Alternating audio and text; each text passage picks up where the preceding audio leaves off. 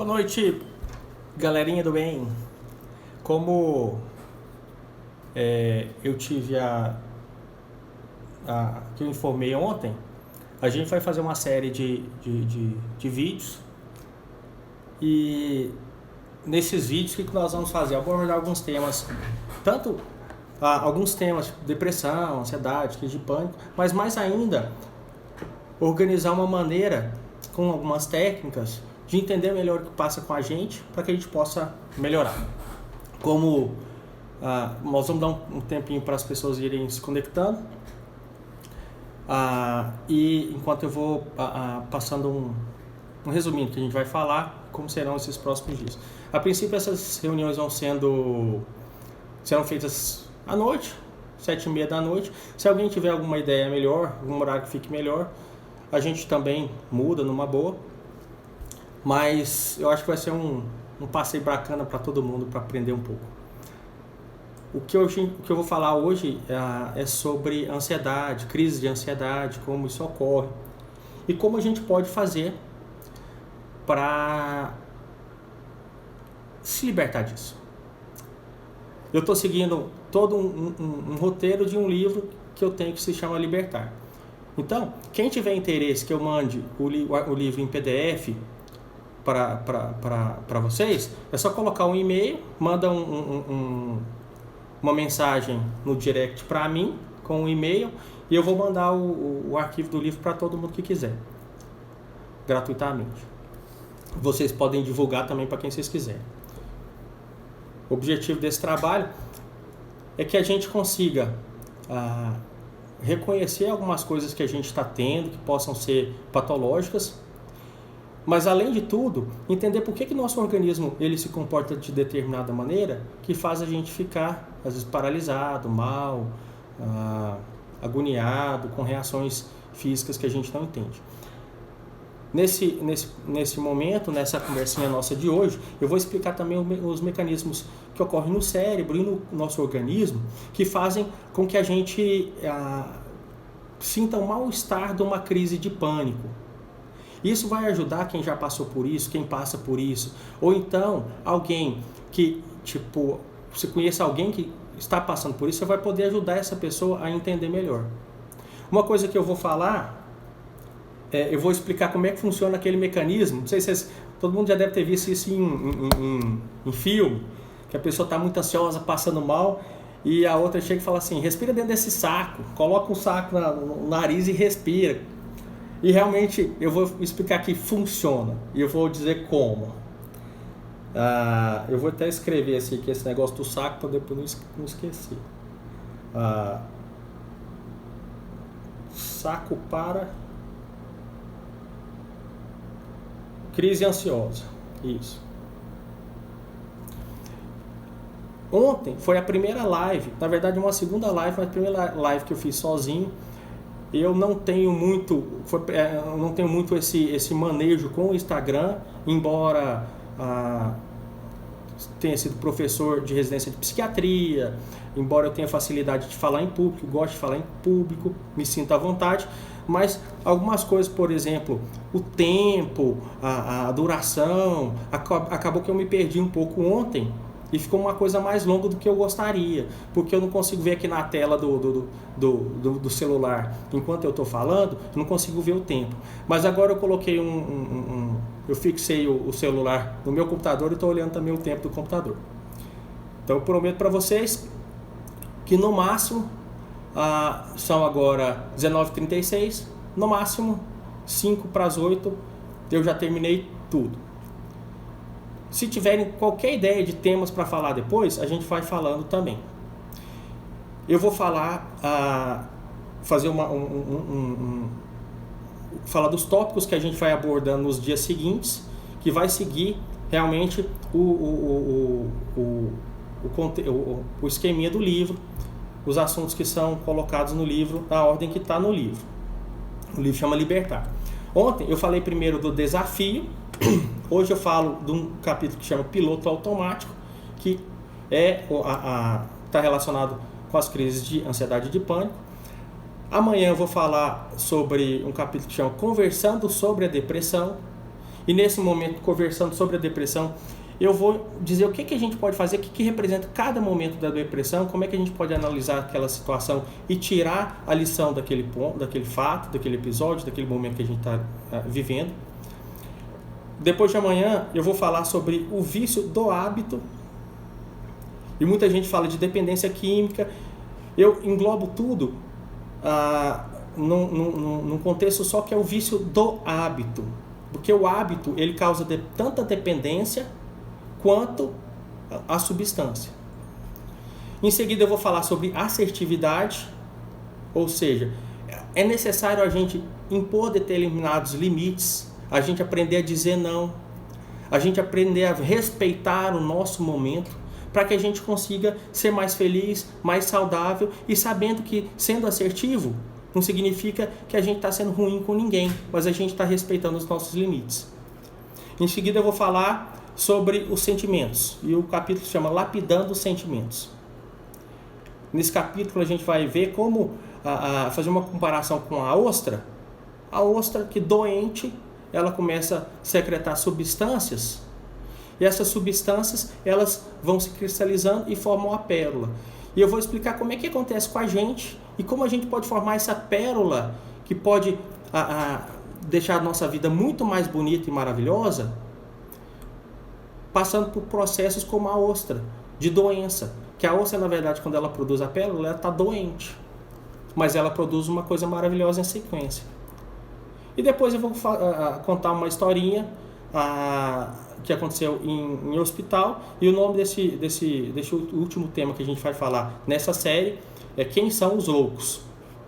Então tem 1, 2, 3, 4, 5, 6 e 7 temas para se falar, para nós falarmos, sendo que o primeiro deles é hoje, descontando o que a gente falou ontem.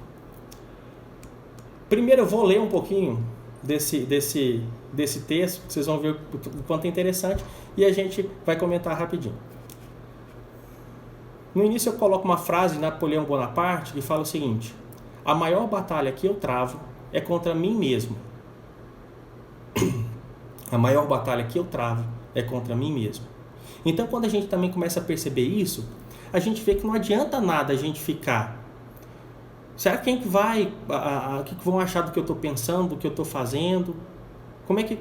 Não adianta, você não vai conseguir agradar todo mundo, por mais que você seja maravilhoso. A primeira vez, se você fizer uma coisa do bem para alguém, sempre, a primeira vez que você contrariar aquela pessoa, isso acaba totalmente com todas as outras coisas que você fez. O capítulo chama-se Piloto Automático. Eu vou começar a ler e vocês vão vendo a historinha, vão vendo que é uma historinha que vai prendendo vocês e depois eu vou dar o desfecho. Vivemos atualmente em um mundo tumultuado.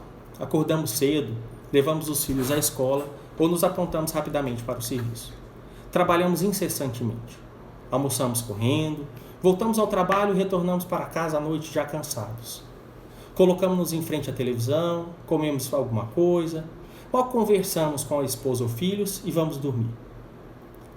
Ao final do mês, temos todas as contas a pagar, escola das crianças, cartão de crédito, água, luz, etc, etc, etc. O dinheiro nem sempre é suficiente para todas as despesas. O tempo não nos permite cumprir todas as obrigações do trabalho e muito menos em casa. E aí, alguém se reconhece um pouco?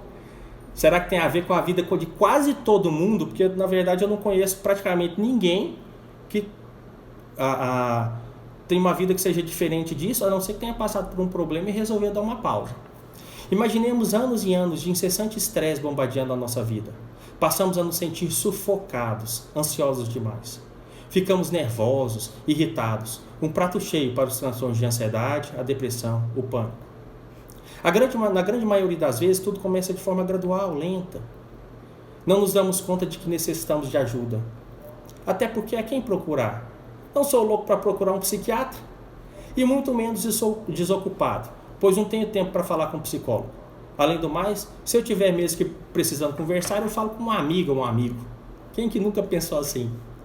Durante os primeiros meses ou até anos, os sintomas são prejudiciais, atrapalhando a concentração, a memória não é mais a mesma. Esquecemos onde colocamos as chaves do carro, esquecemos de pagar uma conta ou outra, mas ainda nos sentimos razoavelmente bem. Com o passar dos dias, o incômodo intensifica, a ponto de nos deixar frequentemente com palpitações no peito. O coração parece que vai pular. A nossa preocupação com a saúde começa a ser frequente. Estamos com alguma doença cardíaca. Marcamos uma consulta com o cardiologista e tudo normal. Deve ser estresse, diz o médico. Uma conclusão que não nos espanta. Até nos deixa tranquilos, afinal o estresse não mata. Saímos do consultório com uma orientação de mudança de estilo de vida, alimentação mais saudável, atividade física e uma vida menos frenética. Tudo lindo. Tentamos seguir aquilo por certo tempo, mas a correria da rotina diária nos faz deixar de mão. Até que um belo dia, bum, bum, bum, o coração não mais é sentido só no peito, ele quer sair pela boca. Uma sudorese intensa nos consome. Uma sensação de dormência nos braços, no peito. Eu sabia que aquele médico estava errado, eu tinha um problema no coração, ele não viu. Agora é tarde, eu estou tendo um infarto. Somos levados ao pronto-socorro. Um soro é colocado na veia, exames são realizados. Poucos minutos depois, o médico diz: os exames estão normais. Pô, mas como assim normais? Tomamos uma injeção, e uns 30 minutos depois sentimos uma melhora, um sono, dormimos por algumas horas, e o médico retorna e fala: você tem andado muito estressado? Fazemos um sinal positivo com a cabeça mais que por impulso e é dado o diagnóstico. Você apresentou uma crise de pânico, é necessário procurar um psiquiatra. Voltamos para casa pensando na ideia de ir ao temido psiquiatra. No caminho da consulta, imaginamos uma pessoa com cabelos totalmente bagunçados, um olhar assustador, trajes nada convencionais, que é o psiquiatra, que todo mundo imagina. Milhões de coisas passam na mente no percurso. O que é que eu vou falar? Será que ele é maluco? Etc, etc. E por aí vai a continuação da historinha, que vocês depois vão ver no texto que eu vou passar. Como eu falei, é só colocar no direct o endereço do e-mail que eu mando para vocês. Então é assim que a gente vive hoje, essa correria, essa turbulência do dia a dia. A gente não é capaz nem de pensar, a gente tem medo de pensar. Por que a gente dorme mal? A gente dorme mal porque a gente fica com medo de deitar na cama antes de estar realmente totalmente sem sono e a gente fica amedrontado com o rumo que os nossos pensamentos podem tomar. A gente tem medo de pensar.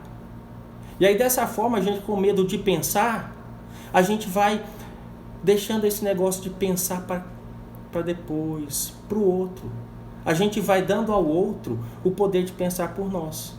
O que é isso? A gente vai assistindo televisão, a gente vai só assistindo, vendo o celular, a gente vai vendo Facebook, não que isso não seja parte assim do mundo de todo mundo, mas a gente vai deixando isso entrar na nossa vida em excesso, sem filtro nenhum. A gente dorme escutando o que está passando na televisão. E aí a gente dorme escutando aquilo, nosso subconsciente fica bombardeado por todas aquelas coisas. E todas aquelas mensagens, elas entram no nosso subconsciente e a gente começa a agir de uma forma que a gente não reconhece, com mais tristeza, com mais estresse, com mais irritabilidade, nos dias seguintes e cada vez mais e mais e mais e mais e mais. Eu tenho escutado algumas pessoas falando e já era uma previsão da Organização Mundial de Saúde que até o ano de 2020 a depressão seria uma das maiores causas de incapacidade, seria a doença mais comum de todas no ano de 2020. E a gente precisa de fazer alguma coisa para mudar isso, a gente tem que começar por nós mesmos. Será que ficar nessa rotina de sofrimento constante, imenso, será que isso ajuda? Como que a gente pode fazer para agir de maneira diferente? Deve ter uma maneira. Tanto é que muita gente já está procurando voltar para algumas coisas mais internas, de relaxamento, de meditação, de oração, de preocupando com estar mais com a família, com o lazer.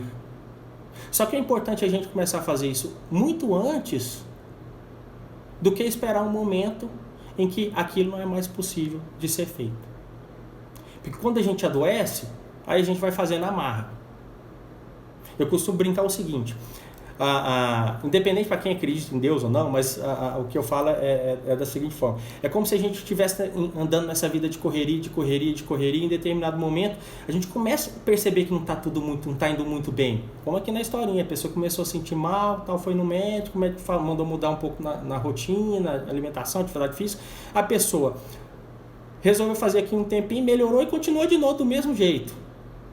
E não parou. É como se nesse primeiro momento uma força maior, Deus, sei lá, chegou para essa pessoa e falou assim: ó, meu filho, você tem que dar uma parada. Se você continuar, o bicho vai pegar. Eu vim aqui para te avisar, vou te dar uma chance. Que eu gosto muito de você, você é meu amigo, você é meu filho, que eu mandei para esse mundo. Então eu vou te dar uma chance. Muda sua rotina, tenta mudar seus pensamentos. Mude. Esforce para mudar. E aí o que a gente faz?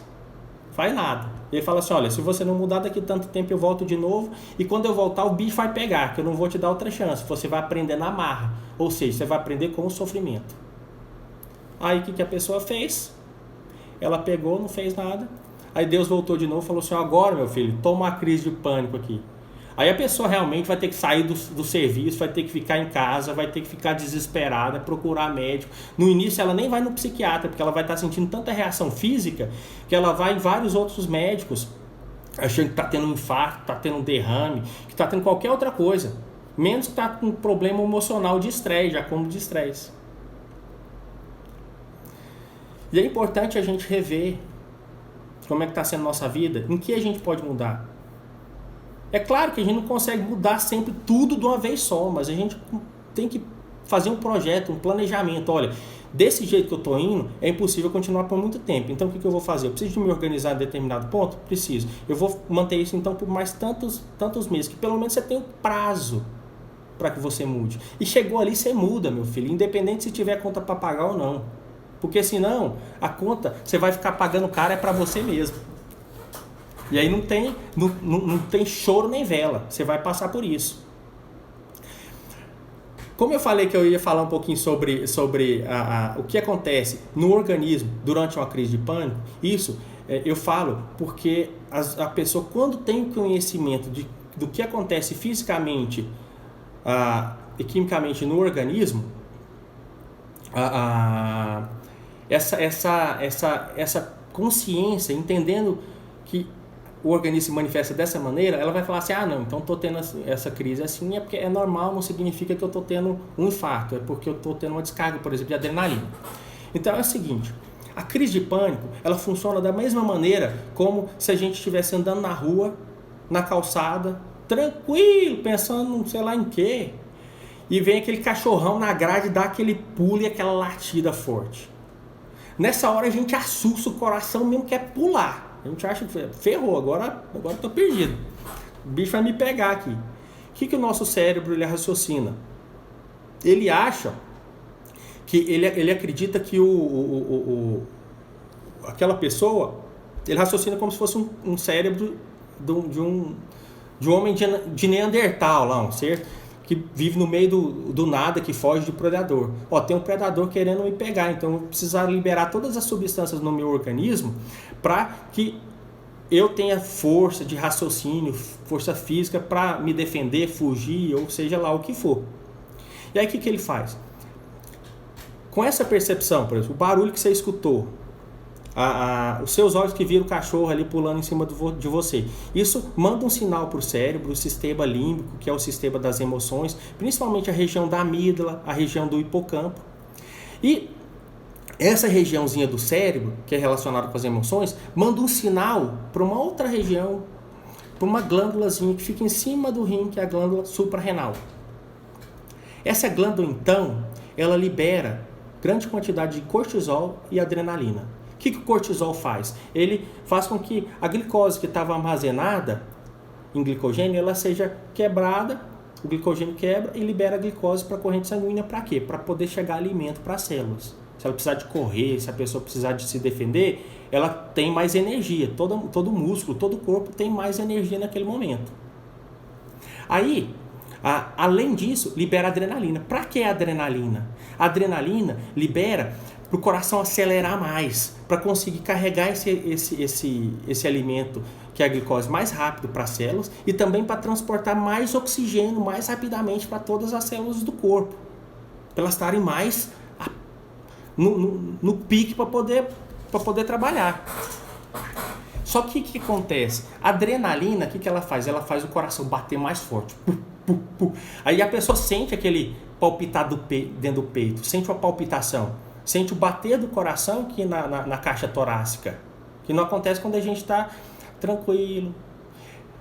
Ao mesmo tempo, o que a adrenalina faz? Ela faz uma vasoconstrição, ela diminui o tamanho do vaso sanguíneo. Para quê? Para que o sangue ele corra mais rápido.